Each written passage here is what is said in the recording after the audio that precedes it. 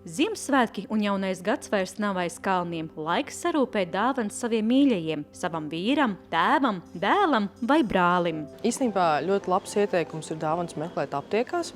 Aptieka jau sen vairs nav tā vieta, kur ir tikai zāles, bet ir ļoti plašā sortimentā gan kvalitatīvi uzturbagātinātāji, gan arī kosmētika. Tā kā dāvanas īstenībā ļoti labi ir meklēt aptiekās. Un tās būs ar tādu arī pievienoto vērtību un derīgas. Un tad ir, protams, tāda kategorija, mūsu mīļotie vīrieši, kuriem mēs nezinām, ko dāvināt.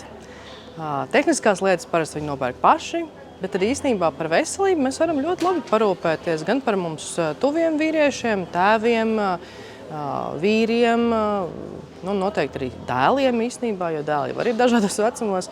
Un tad RED 3 kapsulas ir ļoti labas uzturbagātinātājs, kas domāts tieši vīriešu veselībai, vīriešu spēkam, potencei. Tā kā ļoti laba dāvana priekš vīriešu. RED 3 ir Šveicē ražots uzturbagātinātājs, kam veikti neskaitām pētījumi, lai pierādītu un apliecinātu augsto kvalitāti un labo ietekmi uz vīrieša veselību.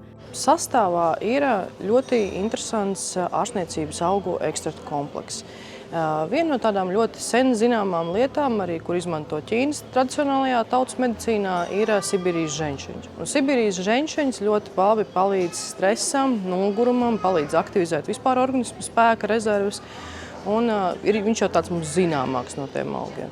Un tad ir klāt vēl divi eksotiskāki augi, tā ir Āfrikas pigēja un maka ekstrakts, kuri tad tieši atbild par vīriešu potenci, par prostatas tādu labu darbību un arī par vīrieša seksuālo spēku, enerģiju un potenci. RED 3 uzturbagātinātājs rekomendējums vīriešiem jau no 40 gadu vecumu, lai maksimāli ilgi saglabātu savu spēku, enerģiju un vitalitāti. Ļoti labi ir padomāt varbūt Ziemassvētku laikā tieši par otra cilvēka veselību un varbūt arī par tādām lietām, par kurām kādreiz varbūt ir kauns, nērti, mēs neaizdomājamies.